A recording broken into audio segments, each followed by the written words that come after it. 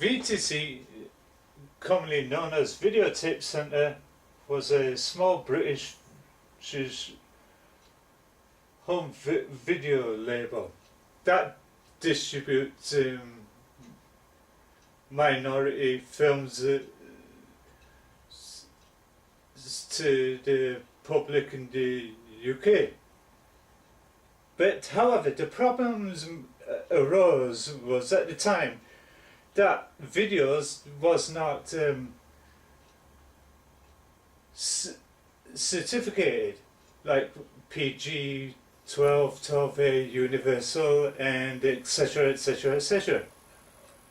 But all that changed in 1984 when the government came up with the smart plan of start age rating films to let the viewing public know about the appropriate age to rent out certain videos. But in order to do that, they had to submit the films to the BBFC for £2,000 for certification and approval by the ratings board at the BBFC. Those who was lucky to get past, they had to undergo minor cuts to tone down the high level of violence and etc. in order to meet the standards of the film review committee board, the BBFC, so they could be awarded a certificate. However, the other problems arose was the beginning of illegal distribution, aka bootlegging videos and that, with the labels intact and all that, not being distributed at car boot fairs and collectors markets at conventions and etc, which become a hot target for police to storm those stores and to shut them down and to arrest them and charge them heavily and give them up to about 16 months or so in prison for illegal distribution of films that failed to meet the approval. And that's how the film censorship in this country was formed, in order to stamp down on things like that. But however, it did not virtually stamp it out 100%. After when the censorship and certification came into this country, years later there was still a surgence of illegal distribution. If people in this country couldn't get their titles because some of them was outright banned due to the grotesque nature of the film, because they were refused a certification, they had to go to another country to buy them imported. But however, upon arrival back in this country, they got stopped and seized by customs for bringing in a dangerous artifact that was in violation of the Video Recordings Act under certain articles of it, and for illegal distribution. And that's why at some of the early video labels you get this warning sign, you say this is illegal to do this, blah blah blah blah blah blah blah, and here presto. That was the genesis for some of these video labels to go under and be bought out by other video labels. That can carry on distribution in their titles with a certification. However, the person that championed it for the censorship bill to be passed through the House of Commons in 1984 was MP Graham Bright. On behalf of Mary Whitehouse, that was a right-wing lobbyist, stand, etc. That she turned to Maggie Thatcher saying these films are a danger to kids at the time. Something needs to be done. And the person that was recommended was Graham Bright. Graham Bright was quite fond of protecting children, and they presto. And the whole problem was they naively concoct a list of certain titles, so some was real and some was fake. They took them to various types of schools across Northern England, and kids from 8 to 13 recalled seeing some of those films when some of those films were totally made up. And there was something quite not right here. Martin Barker, the author of Moral Panic and Censorship and that, got tricked into writing a article for the New Society publication about the video nasties. He did something like a column about I Spit on Your Grave. That was outright banned in this country for a certain length of time. However, for around about 3 weeks or so solid, he was subjugated to constant abuse by the media, by blasting him for being a sellout and that.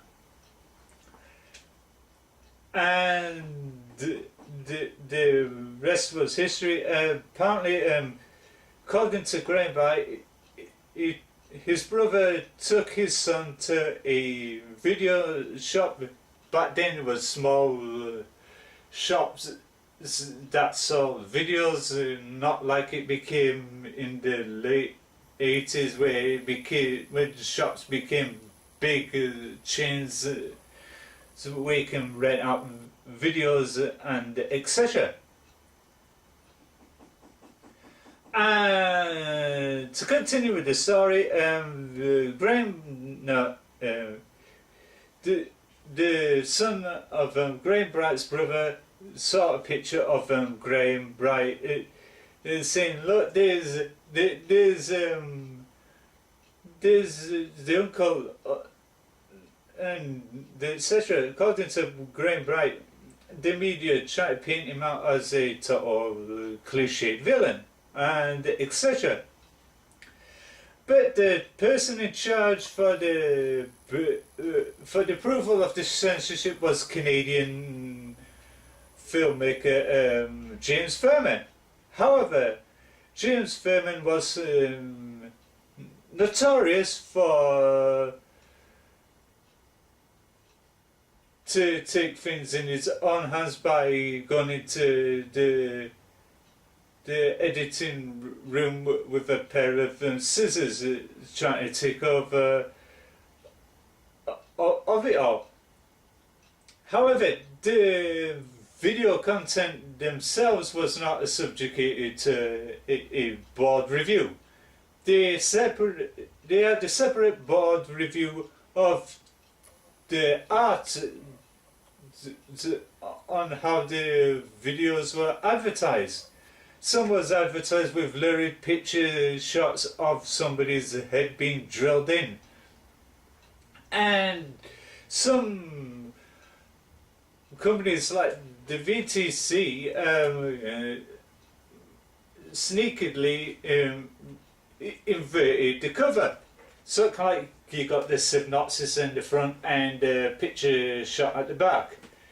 Try to get away with them being caught, but however that backfired in the latest reversion of the possession.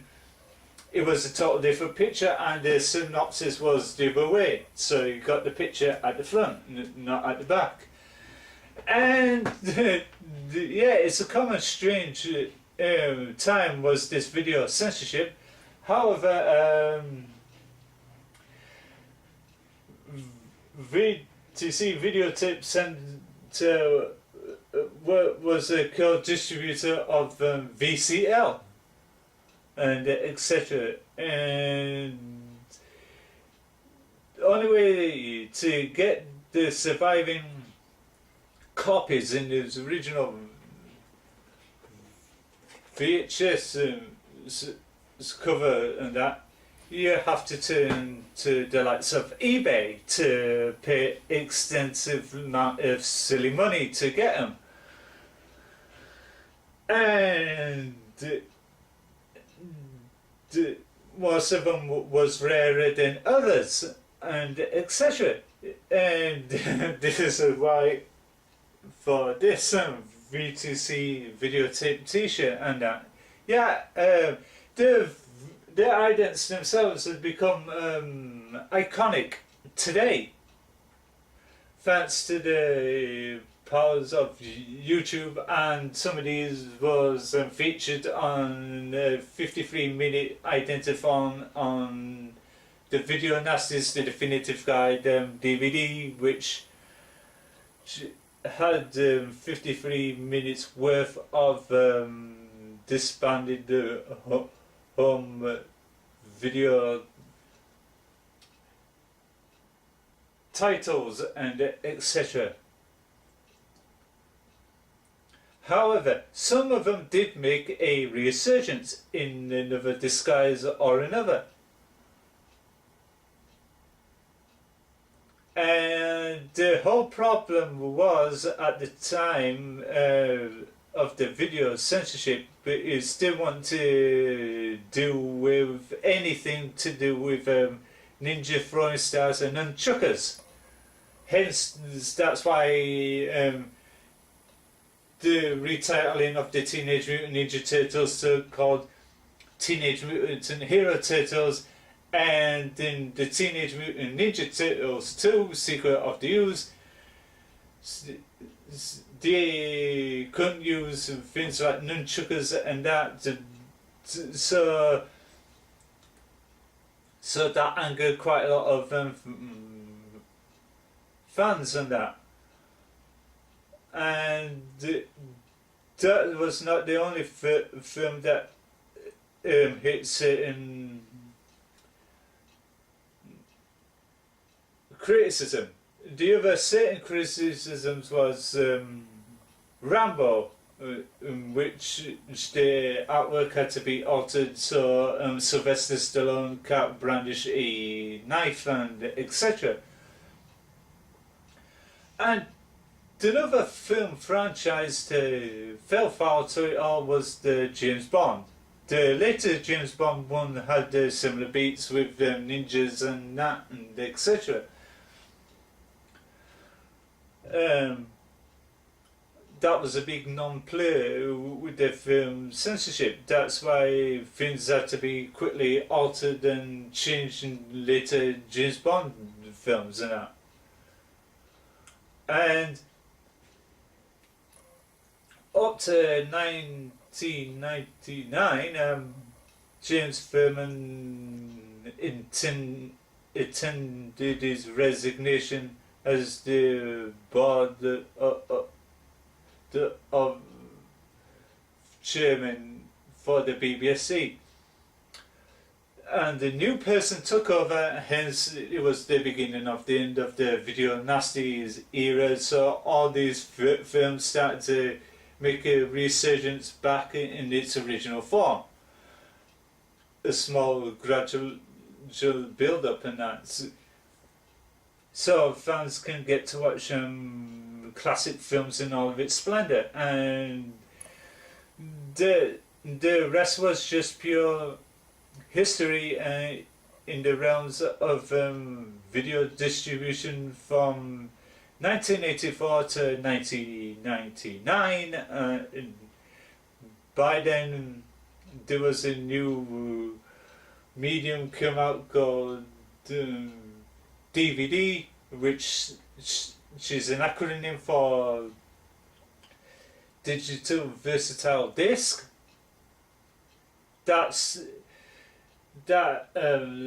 took the way people watch films into a whole new realm. Instead of on videotapes, it was on discs, so they could fit more stuff on it and etc. And looking up many years later with the advances of Blu-ray, some of those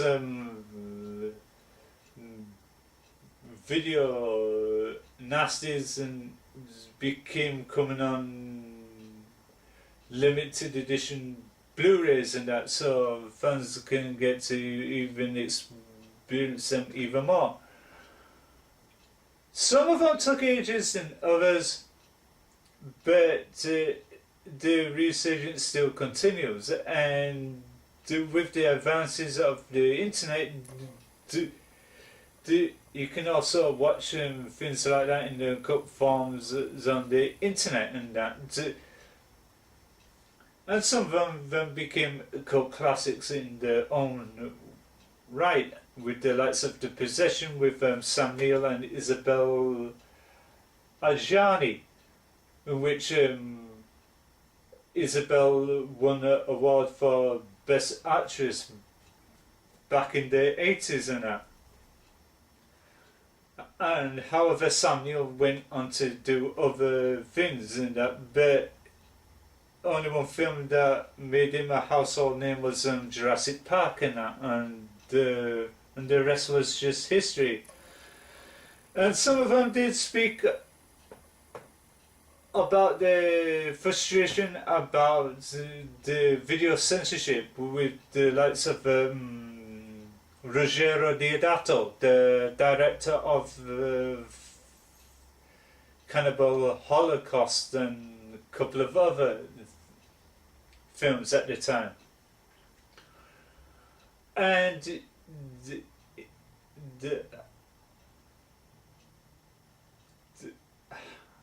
the rest was just pure basic history to this very day.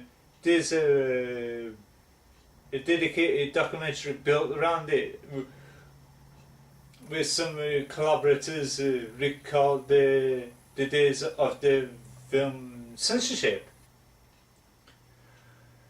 That was the documentary was created by Mark Morris and Jake West.